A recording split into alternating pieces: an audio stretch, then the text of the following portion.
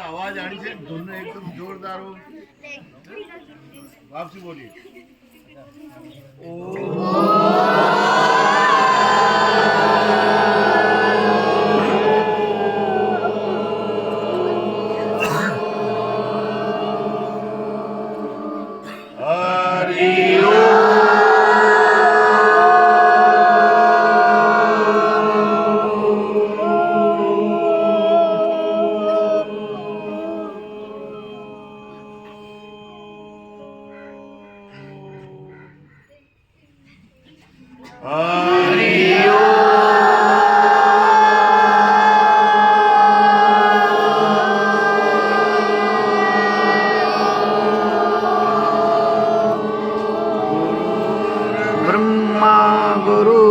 विष्णु गुरुर्देव महेश्वरा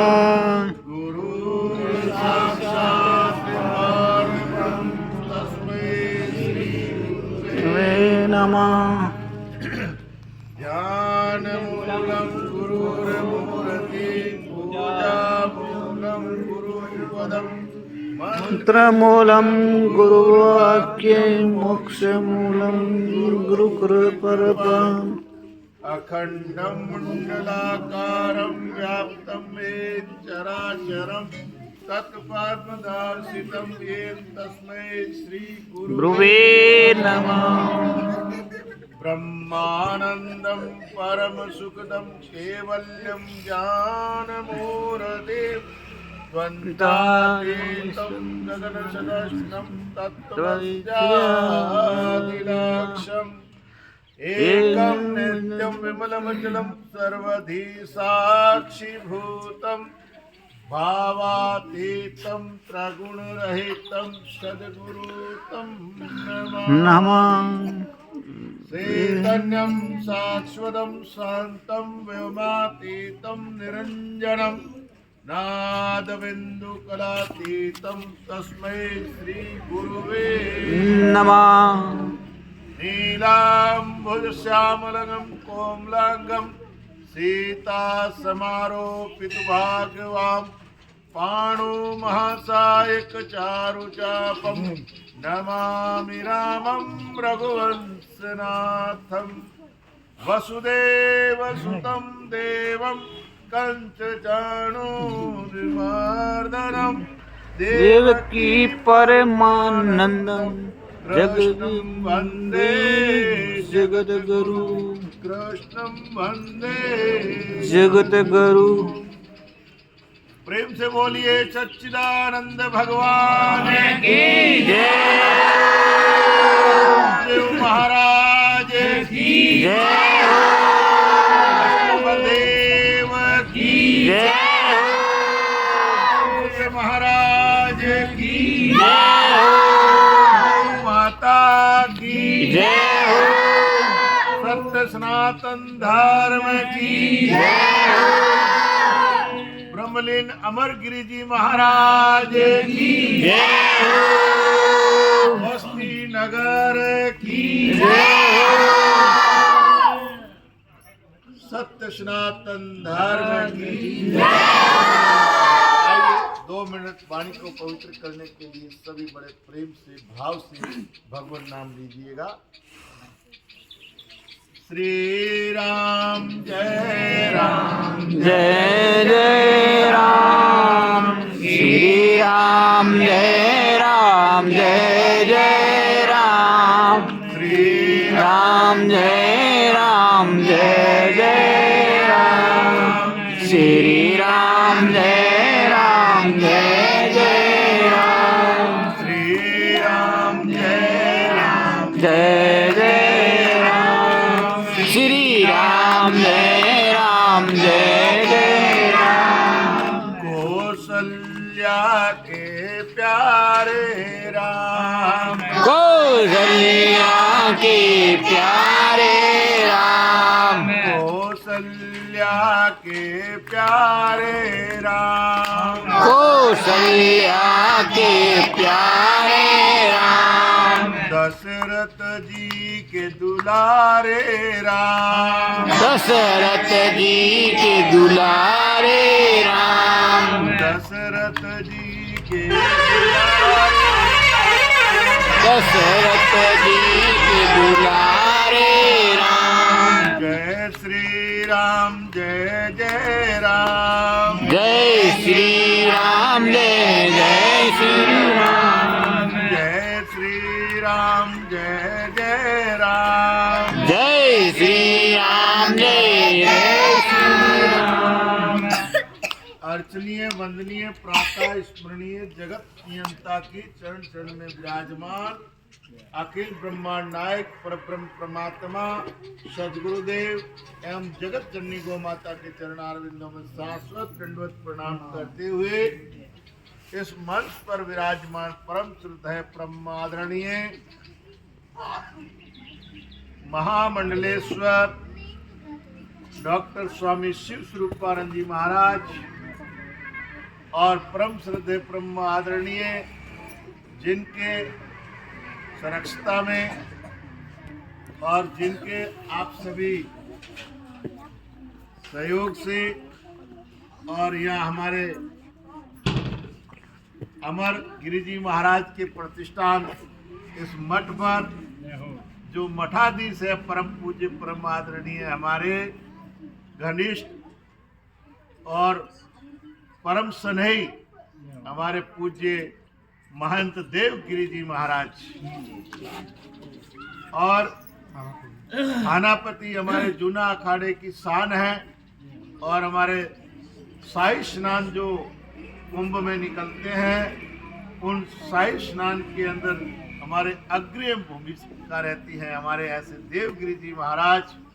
और इस सभा में भक्तिमयी करुणामयी जगदम्बा अम्बा अम्बालिका भवानी के स्वरूप में मेरी माताएं बहनें एवं जगत पिता ब्रह्मा के स्वरूप में सज्जनों बंधुओं एवं भाइयों ब्रह्मांड में होनहार तारों की तरह टिमटिमाते हुए बालक बालिकाएं, बड़े सौभाग्य की बात है कि आज अमर गिरि जी महाराज के इस मठ पर हम और आप सब ध्वजारोहण का कार्यक्रम में सब संपन्न किया।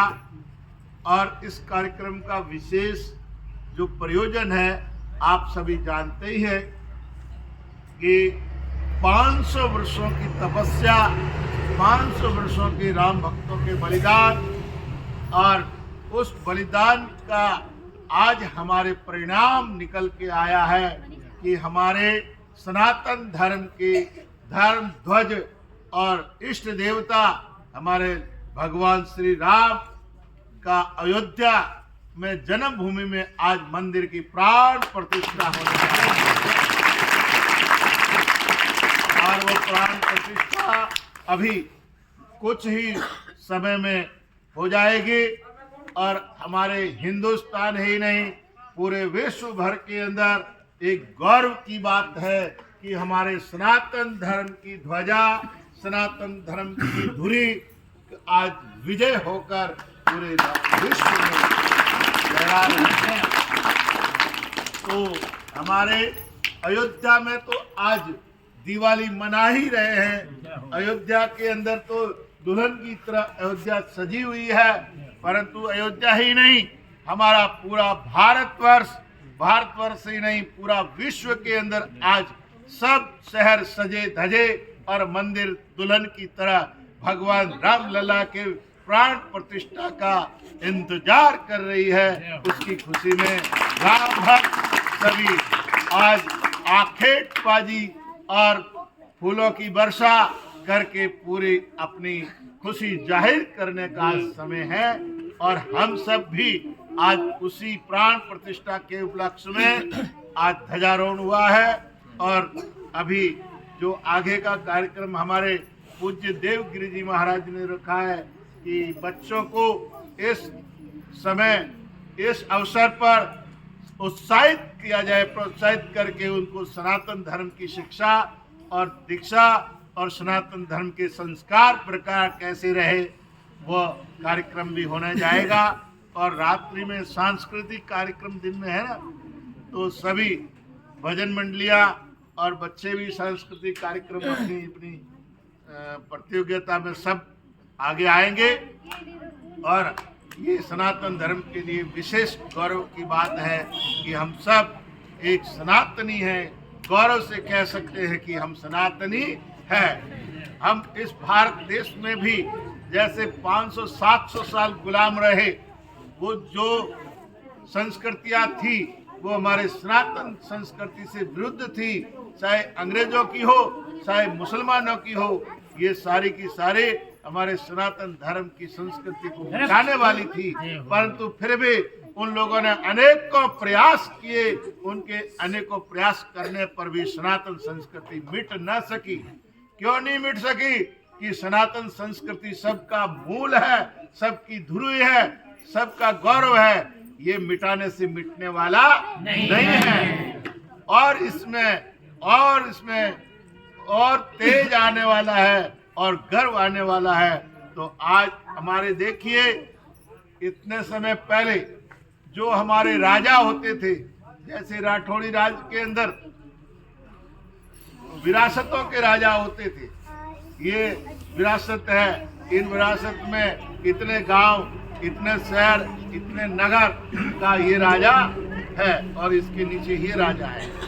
तो राठौड़ी टाइम में जब देश गुलाम था, उस समय हमारे देश के अंदर स्वतंत्रता से हम कुछ भी नहीं कर सकते थे, परंतु राजा लोग की चलती नहीं थी।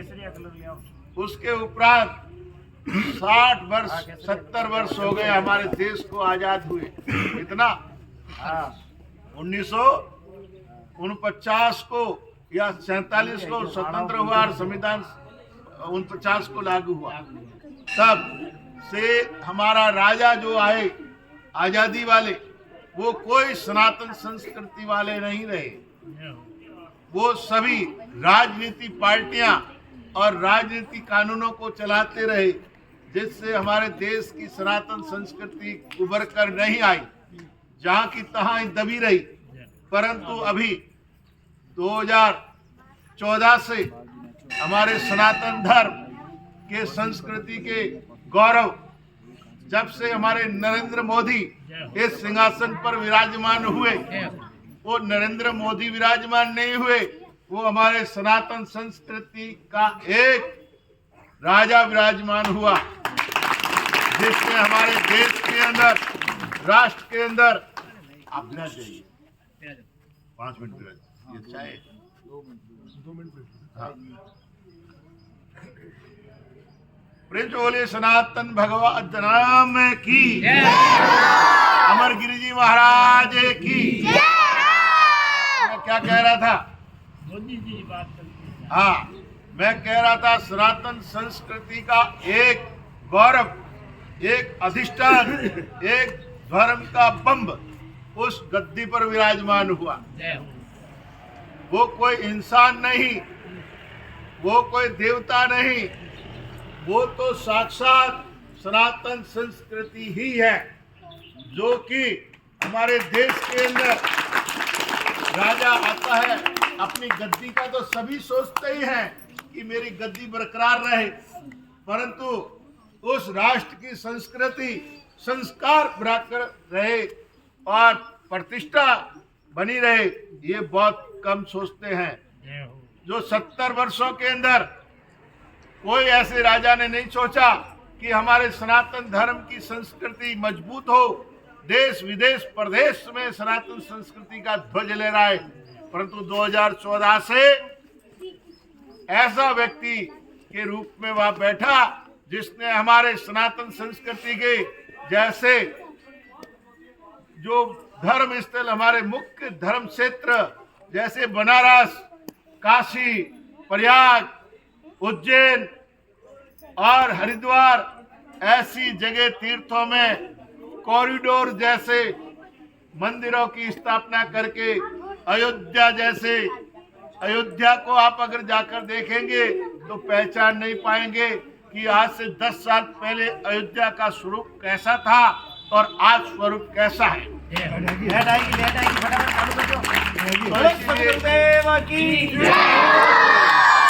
सनातन संस्कृति, हमारे जितने भी धर्म स्थल थे उन सारे धर्म स्थलों का जीर्ण उद्धार हो गया, वहां का कायाकल्प हो गया। ये कायाकल्प सनातन संस्कृति की हो रही है और सनातन धर्म के जितने भी प्राणी हैं उनके अंदर ऊर्जा संसार हो रही है, वो ताकत आ रही है। जैसे एक उदाहरण के लिए, सूरमा जब रण में तलवार लेके जाता है और उस समय जो वीर रस सुन लेते हैं और वीर रस जिसकी कानों में चला गया तो उसके शरीर के अंदर वो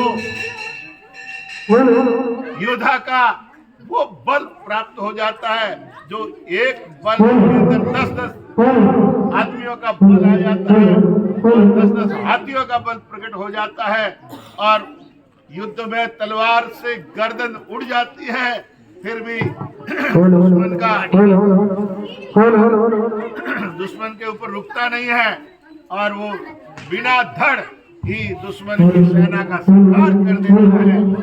वो कहां से आया बल? वो वीर रस सुनने से, वो वीर रस का गाथा सुनने से। ऐसे ही हमारे सनातन धर्म के अंदर भी सनातन धर्म की गाथा, सनातन धर्म का जो संस्कृति का रस हमको सुनने को मिला, तो ये मोदी जी के सिंहासन पर बैठने के बाद मिला, उससे पहले नहीं मिला। तो आज हमारा सनातन धर्म पूरे विश्व में गौरवशाली है और गौरव से कहता है कि हम हिंदुस्तानी हैं, हम भारतवासी हैं और हम हिंदू हैं। ये गर्व से कहने के बाद मोदी जी के सिंहासन बैठने के बाद आई है। ऐसे ही सजना, ये जीवन में मनुष्य के अंदर केवल खाने पीने से या कपड़े अच्छे पहनने से ये ताकत नहीं आती, ये ताकत आती है संस्कार और संस्कृति मजबूत होने से और देवी संप्रदा मजबूत होने से। जितने भी 60 साल तक जो राज हुआ, 60 साल तक जो संस्कृति चली, वो देव और असुर के युद्ध वाली चली, जिनको हम कहते हैं असुर संस्कृति, असुर संपदा। और जब से मंदिरों, मठों, तीर्थों का जीर्ण उद्धार होने लगा और तीर्थों, मठों का जीर्ण उद्धार होने से देव संस्कृति में मजबूती आई, देव संस्कृति में ताकत आई और उस देव संस्कृति की ताकत में आज पूरे विश्व के अंदर रामलला की जन्मभूमि अपनी उसको प्राप्त हो रही है। क्योंकि जन्मभूमि अपने जीवन में सबसे महत्वपूर्ण होती है। जन्मभूमि की रज जो है वो तिलक करने योग्य होती है। तो आज रामलला से छीनी हुई जन्मभूमि, रामलला से अध्याय हुई, आज हमारे सनातन धर्म को वापसी प्राप्त होकर सनातन धर्म के धुरी अधिष्ठान आज वहां पर विराजमान हुआ।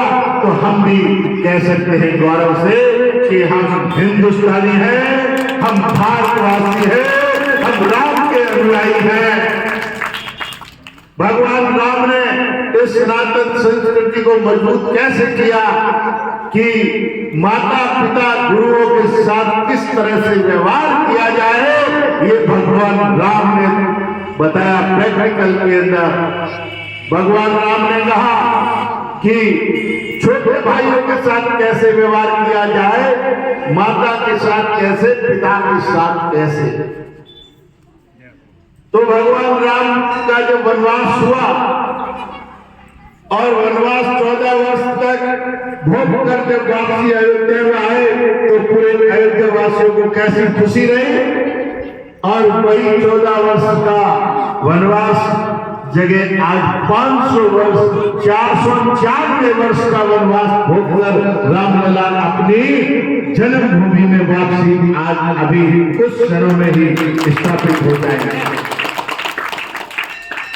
देखिए माता पिता का व्यवहार और राज कैसे करना वो भगवान राम ने सिखाया। भगवान राम ठोकर मारने राज सिंहासन को भक्त की तरफ जाता है और भक्त ठोकर मारते हैं राम जी की तरफ आता है। राज सिंहासन को एक बॉल बना दिया, जैसे मैदान में क्रिकेटर खेलता है, इस तरह से भगवान राम ने सिंहासन का लालच न करके कहा मेरा छोटे भाई का हक है, और छोटा भाई कहता है ये मेरे बड़े भाई का हक है। परंतु अगर सच्चे राम के अनुयायी है वो यही है कि अपने छोटे भाई की संपत्ति पर कभी हक न जमाए।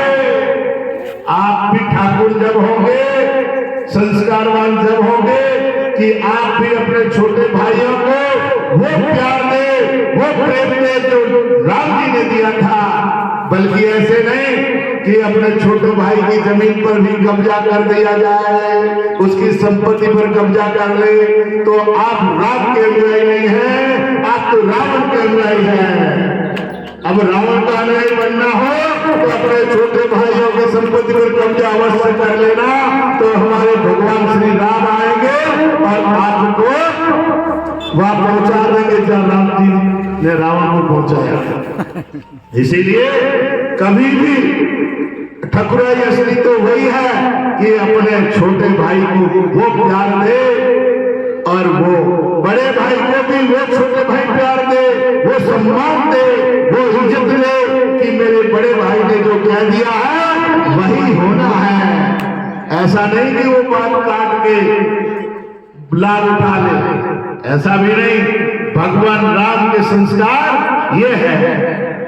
और जब भगवान राम का विवाह होकर जब आए थे घर में, तो सीता जी ने हाथ जोड़ के चरणों में बैठी और कहा कि हे प्रभु मैं आपके चरणों की दासी हूं।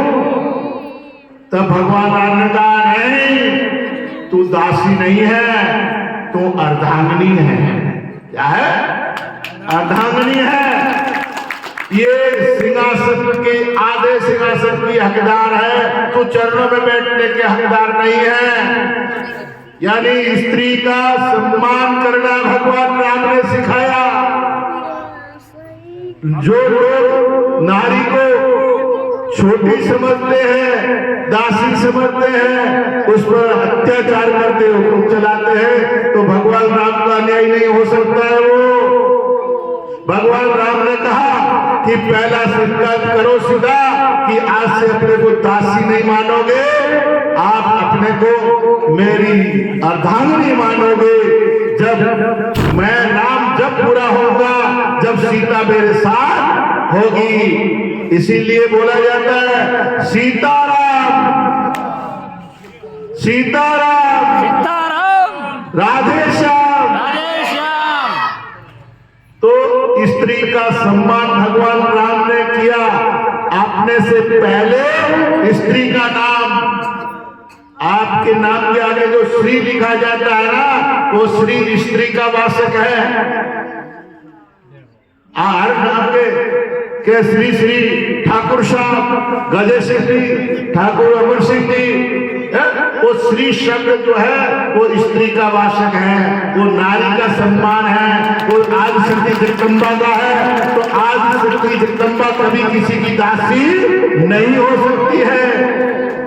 तो आपके दिमाग में भी ये बात डाल देना कि जो नारी का सम्मान करते हैं वो आदि शक्ति जगदम्बा का सम्मान करते हैं। वो आदि शक्ति जगदम्बा आपके घर में विराजमान है, उनका सम्मान करोगे तो मंदिर वाली देवी का भी स्वागत सम्मान हो जाएगा। इसीलिए भगवान राम ने सीता को यही कहा था कि हे सीते, अगर तुम वास्तविक में मेरे से प्रेम करती हो, मेरी अपनी चरणों में समर्पित करती हो, तो आज के बाद तुम दासी न मानकर तुम राम की अर्धांगिनी मानना, जिससे कि मैं कभी हो कभी पुरुष अधर्म के रास्ता अपना ले तो स्त्री धर्म की ओर धकेल के लेके आ जाए। इसीलिए उसको धर्म पत्नी कहा गया है। जो पुरुष भटक जाए तो भी स्त्री भटके हुए पुरुष को भी धर्म पर खड़ा कर दे, धर्म पर बांध दे, धर्म से डिगे ना, वही धर्मपत्नी है जो अपने पुरुष को भी धर्म पर लेकर चलने वाली है। जब जब हिंदुस्तान में जब जब पुरुषों का बोलबाला हुआ आगे बढ़ा है तो उसमें एक शक्ति स्त्री का सहयोग रहा है। स्त्री के सहयोग से ही वो महापुरुष की पदवी पाई है। जैसे स्वामी रामकृष्ण परमहंस जी महाराज के भी जो उनकी अर्धांगिनी थी शारदा मैया, उन्होंने रामकृष्ण जी को भी महापुरुष बना दिया। ऐसे ही सीता ने भी भगवान बना दिया राम को। सीता से पहले सिर्फ राम थे, परंतु जब सीता से विवाह करके आए तब से वो भगवान कहलाए। क्यों?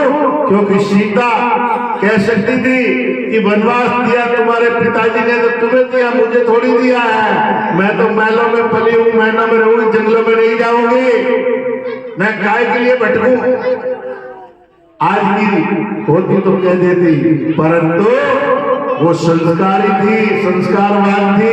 उन्होंने कहा जहां मेरा प्रीतम है, जहां मेरा पति है, जहां मेरा परमेश्वर है, जहां मेरा भगवान है, वही नगर है, वही गद्दी है और वही सिंहासन है।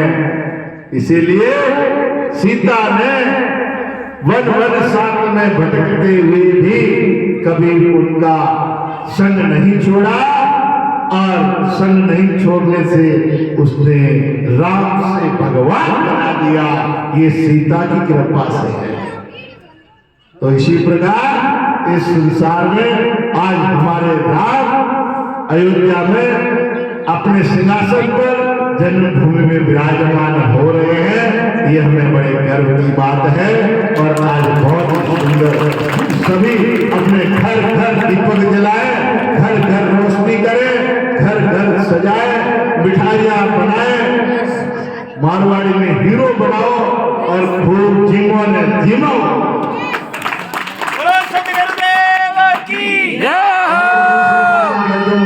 बहुत बहुत धन्यवाद है आप सब लोगों को।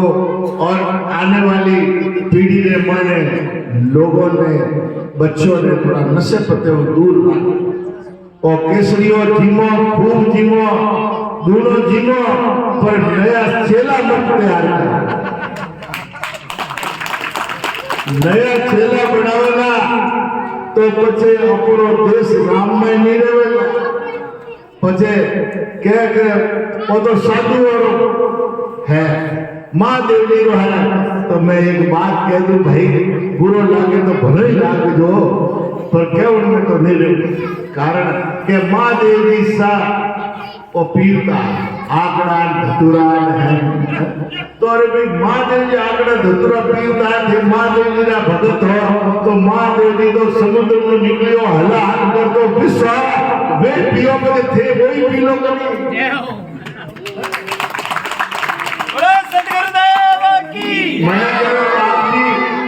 तो है महादेव जी थे भगत में कहा, महादेव जी ने भगत तो जिनमें तो कोई कमी नहीं है। परंतु ये बता तू कदे महादेव जी ने पीरता देखी? बोले ना। तो थार पिताजी देखियो के ना, तो थारे दादाजी देखिया के ना। तो सुनियो के कई सुनियो के महादेव जी अमर लेवता, भोग पीरता, धतुरो पीरता। तो उन्हें तो बड़े हो गए कि समुद्र में निकले जारी पियो। तो बोले हाँ, तो फिर अपन वही लाओ पहले और 2 लाख रुपये खर्च वालों को लाओ, अपन तो वो लाओ, वो तो 5 रुपये लाया तो ही घनी है।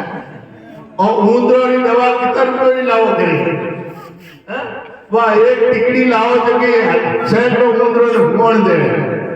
तो पचे अपन क्यों तो 2 लाख रो खर्च करनो भाई। तो इन वास्ते हमारा रिक्वेस्ट है कि आप लोग अपना नया चेला मत तैयार करो। आप लोग दवाई के रूप में आप लो, क्योंकि आप नहीं लेवला तो सबको ने जावड़ो पड़ेगा, ठगो ने परेशान करो और 10 लाख रो खर्च तैयार कर दो। इन वास्ते अपने जरूर।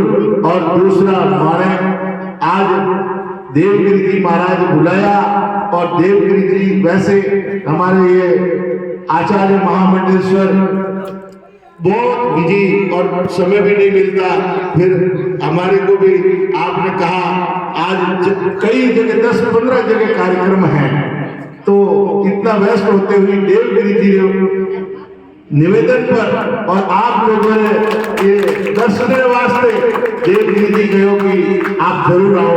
तो देवगिरी जी माने ऐसा वैसा महात्मा नहीं है, देवगिरी जी हमारे अखाड़ों की शान है और हमारे अखाड़ों के अंदर विशेष शाही स्नान निकलता है और शाही स्नान के अंदर हमारे नागा में सबसे अग्रणीय भूमिका रहती है। और हमारे अखाड़ों से ही ये हमारा जो आश्रम मठ है, इस मठ खाली पड़ा था आपके यहाँ कई दिनों से, तो इसीलिए हमारे अखाड़ों से इनको यहाँ पर भेजा गया कि भाई आप वहां जाकर धुना चेतन करो और बस्ती को चेतन रखो और बस्ती के संस्कार मिले, संस्कृति मिले।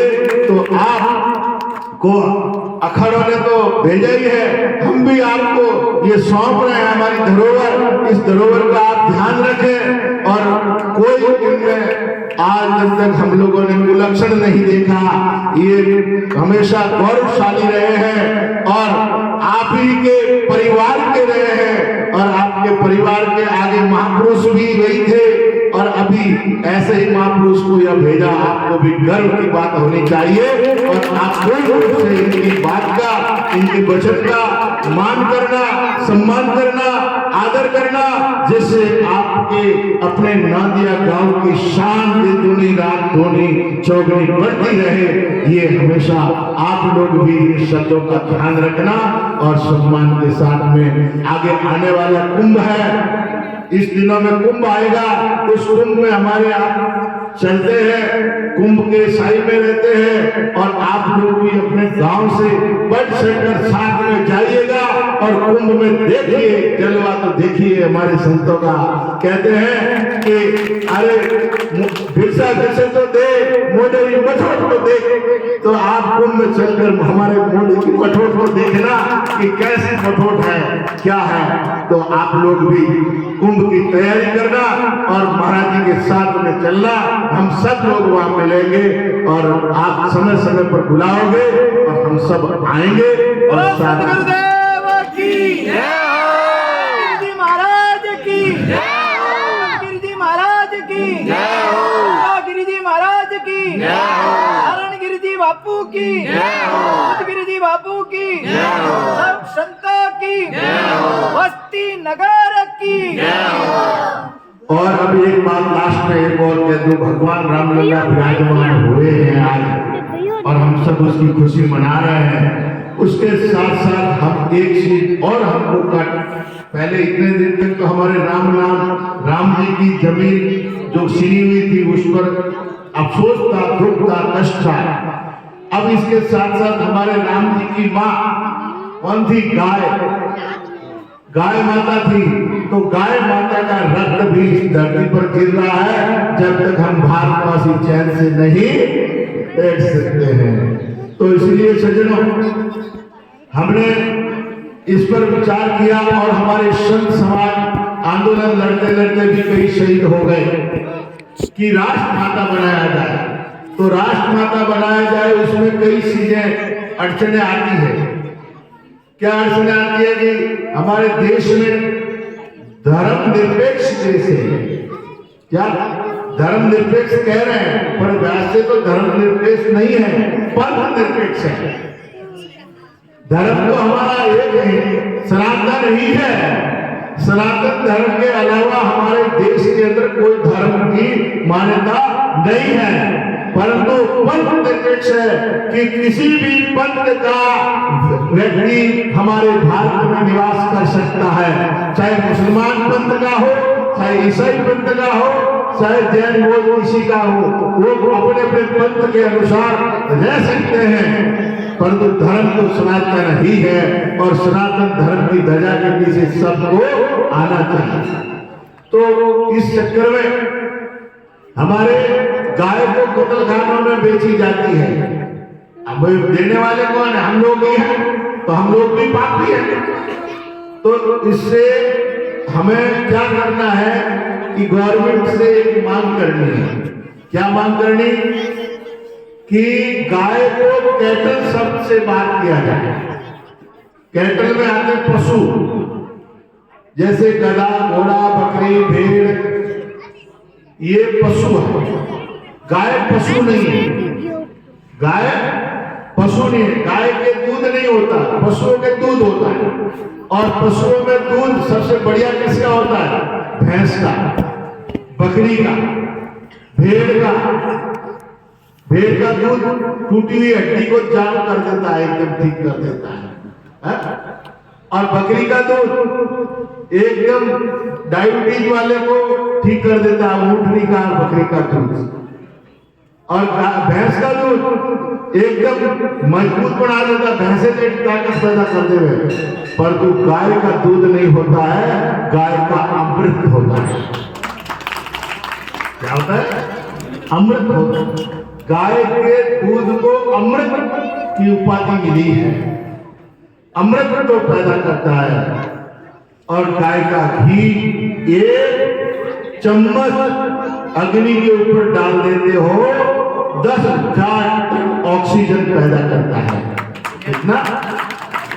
एक चम्मच 10,000 ऑक्सीजन या 10,000 टन ऑक्सीजन पैदा करता है। इतनी शुद्धि होती है। इसीलिए हमेशा हो सके तो घर में थोड़ा सा हवन अवश्य से करिए, डेली मंदिर में करिए, उसके ऊपर घी जरूर डालिए, जिससे घर पवित्र हो जाए और ऑक्सीजन आ जाए घर में और घर के कीटाणु खत्म हो जाए। दूसरे नंबर में गाय को कैटल से बात किया जाए। गाय को सिर्फ गाय के नाम से पुकारा जाए, बल्कि मवेशिया ना कहा जाए। सरकारी कागजों में गाय को मवेशिया कहा गया है, पशु कहा गया। मवेशिया का मतलब पशु होता है, तो पशु से हमें पार करवाना, ये हमारी मांग है। दूसरे नंबर एक और, माता बनने से पाप भी लगेगा आप लोगों को। क्या पाप लगेगा? कि अभी राष्ट्रपिता कौन है तुम्हारा? बोलो, राष्ट्रपिता कौन है? महात्मा गांधी। तो डर क्यों रहे हो? महात्मा गांधी राष्ट्रपिता हो गया, और जब ये राष्ट्रमाता बन गई तो महात्मा गांधी का रिश्ता क्या होगा? बोलो, पत्नी का। तो पत्नी का रिश्ता होगा। और जो हमारी खिल्लियां उड़ाने वाले लोग क्या कहेंगे कि देखो, इसके मर्द को तो गोलियों से भून के खत्म कर दिया, और ये विधवा रोडों पे घूम रही है, और इनकी औलाद है नामर्द, जो इनकी रक्षा नहीं कर सकती। तो कहने का मतलब हमारे धर्म की खिल्लियां उड़ाएंगे लोग, इसलिए हमें राष्ट्रमाता नहीं बनाना इसको। या तो राष्ट्रपिता हटाओ तुम्हारा, फिर राष्ट्रमाता बनाओ। और जब तक वो राष्ट्रपिता है तब तक ये राष्ट्रपिता माता बनाने से ये पाप लगेगा, और हमको लोग उकसाएंगे कि तुम ना मान दो तो गाय की रक्षा नहीं कर सकते हो, रोडों पे घूम रहे हो। तो वही माँ को हम काट रहे हैं बाजार के अंदर, चौराहे को, बंगाल में चौराहे के ऊपर काटते हैं, कुछ नहीं कर सकते। तो ऐसे ही हमारे अंदर के सोए हुए जोश को उकसाएंगे और कोई नया काम होगा। तो इसीलिए हमें क्या करना है? इसको बचाने के लिए हमें इसको, जैसे हमारा राष्ट्रीय पक्षी कौन है? मोर। राज्य पशु कौन है? ऊंट और हिरण। ये सब राष्ट्रीय धरोहर है। क्या है? राष्ट्रीय धरोहर। ऐसे ही हमारे गाय को राष्ट्रीय धरोहर का दर्जा मिल जाए, उसका सम्मान मिल जाए, तो कभी भी किसी को नुकसान नहीं है, और राष्ट्रीय धरोहर हो जाएगी तो जो बेचेगा या कत्लखानों में ले जाएगा उस पर कानूनी कार्रवाई होगी और कानूनी सजा उसको मिलेगी। इसीलिए हमको राष्ट्रीय धरोहर का सम्मान दिलाने के लिए हमें ये आंदोलन चलाना है, ये अभियान चलाना है। तो ये हमने एक इसका YouTube चैनल है, आइए भारतीय गोवंश को राष्ट्रीय धरोहर का सम्मान दिलाएं। आप अपने मोबाइल में आप बोलोगे तो वो चैनल आ जाएगा, उसमें इस पर जो भी एक्टिविटी होती है वो पर डे आती है। इसके साथ साथ गोचर और ओरण गोचर गाय के नाम से हो और ओरण देवताओं के नाम हो। ओरण पे जो कब्जा कर रहे हैं उन पर भी कानूनी कार्रवाई हो। गोचर पे भी जो मकान या कुछ कब्जा करते हैं उनको भी कानूनी कार्रवाई हो। ये तीनों चीज राष्ट्रीय धरोहर हो। गाय, गोचर और ओरण तीनों राष्ट्रीय धरोहर हो, जिस पर कोई भी छेड़छाड़ करे या अत्याचार करे तो उसको कानूनी सजा मिले, जिससे हमारी ये धरोहर सुरक्षित रहे। तो आप लोग भी आपके इर्द गिर्द में ऐसी जो जगह है उनको सुरक्षा के लिए एक ऐसे जो हमारे वरिष्ठ लोग हैं, जो गणमान्य लोग हैं, उनके साथ मिलकर इनके बचाव के लिए योजना बनाएं। और इस पर कई केस भी चल रहे हैं। जो लोगों ने ओरण पर कब्जा कर दिया है, गोचर पर कब्जा कर दिया है, उनको मुक्त कराया जाए। ये हमारा आपका सबका दायित्व है। और जब तक ये मुक्त नहीं होंगे तब तक रामलला सुखी नहीं होंगे, क्योंकि रामलला तो दूध पीने वाले हैं। तो इसीलिए ये महाअभियान चल रहा है, इसमें आप लोग जुड़िएगा और जुड़ के हम सब मिलकर, आप जब भी ऐसे काम में बुलाओगे आधी रात को भी, तो हम आपके बीच में मिलेंगे। गाय, गोचर और ओरण के विषय में जहां पर भी हो, अपन जहां भी चलने के लिए तैयार हैं और इसको मुक्त कराएंगे और मुक्त कराकर जीवन का लाभ लेंगे। बस इन्हीं शब्दों के साथ मैं पुनः हमारे देवगिरी जी महाराज के लिए कहता हूं कि ये हमारे अखाड़े की धरोहर है। इन धरोहर को अमरगिरी जी की समाधि पर आप लोगों को सौंपे हैं। आप लोग इनकी बात मानिए, इनके मार्गदर्शन में चलिए और आप लोगों का भी कल्याण होगा और यहाँ का जीर्णोद्धार होगा। और ये अखाड़े की धरोहर है और अखाड़े की बनी रहे। बस पुनः आप स्वस्थ रहे, दीर्घ रहे और सुंदर रहे, और सभी लोग आपके साथ में जुड़ के आपका सहयोग करेंगे और आगे कुंभ की तैयारी करें। सब लोग इन्हीं शब्दों के साथ वाणी को विराम। हरिओम तत्सत, हरिओम तत्सत। बोलिए देवगिरी जी महाराज की जय।